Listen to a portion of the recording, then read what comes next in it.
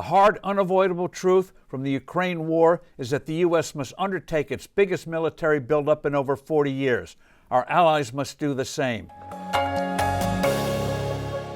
Hello, I'm Steve Forbes, and this is What's Ahead, where you get the insights you need to better navigate these turbulent times. The growing challenge of supplying needed weaponry to Ukraine underscores how much our military readiness has deteriorated, given the growing threats around the world. The amount of ordnance being consumed is the most of any conflict since World War II.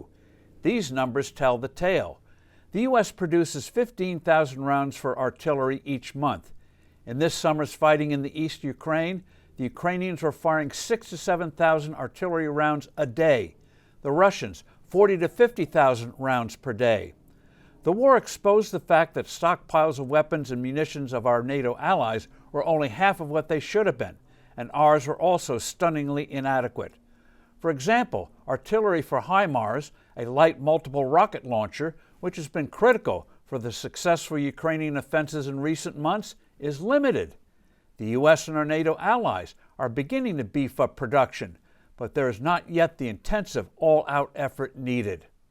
European arms makers are gearing up for a long war, but governments have been slow in letting out contracts for tanks, rocket launchers, and munitions. The same is true of the Pentagon.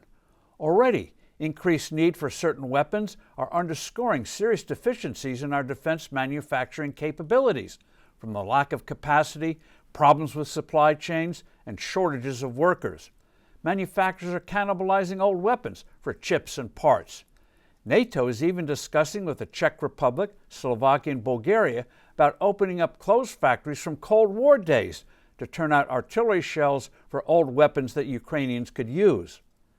Despite challenges supplying the types of weapons and munitions Ukraine is currently using, there are other systems that this country badly needs and that Washington is inexcusably holding back on.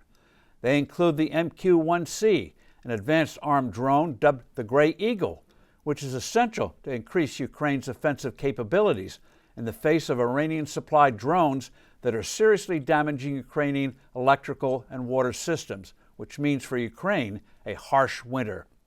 17 U.S. senators from both parties sent a letter to Defense Secretary Austin urging that this be done. They rightly note that the Gray Eagle, quote, has the potential to drive the strategic course of the war in Ukraine's favor, end quote.